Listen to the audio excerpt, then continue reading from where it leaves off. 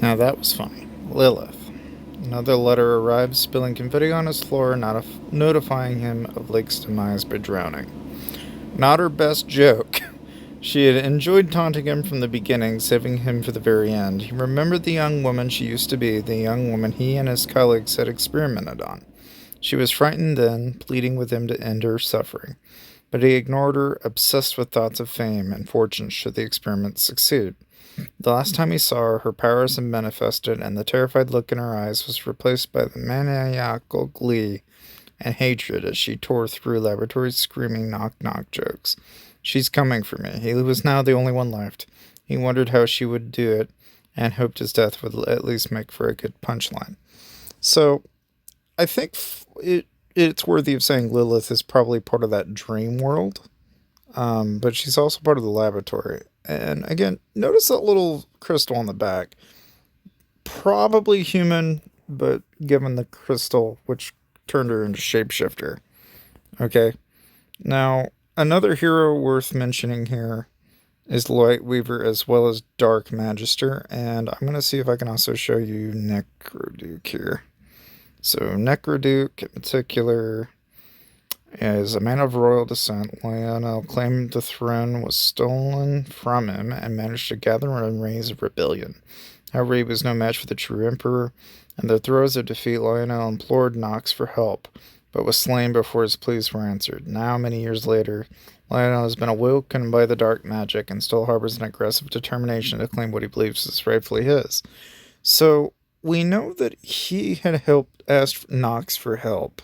So, Necroduke's kind of a bad guy.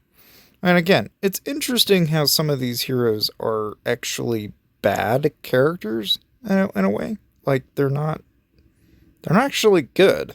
Where some heroes in the game are gonna it's like sometimes you can look on the other way. Let's see if we can look at Shield Maiden here, if I can find her. Maybe. Big maybe. Maybe not. We're gonna go try this here. I think I can see Lightweaver medals in here. I think maybe. Big maybe.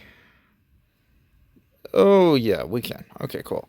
So let me light the way, Laura. There was once a man, handsome and brave, who won the heart of a daughter of the forest.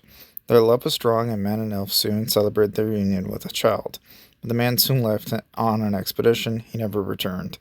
Alora had heard many tales of her father, how proud he would be of her, and how much she looked like him. She longed to meet him, to do more than see him through the eyes of others. And as she grew older, longing grew into hope, and Alora became convinced that her father was still alive, lost somewhere in the wide world. She searches for him, taking her light into the darkest corners of the world. So Alora is Lightweaver.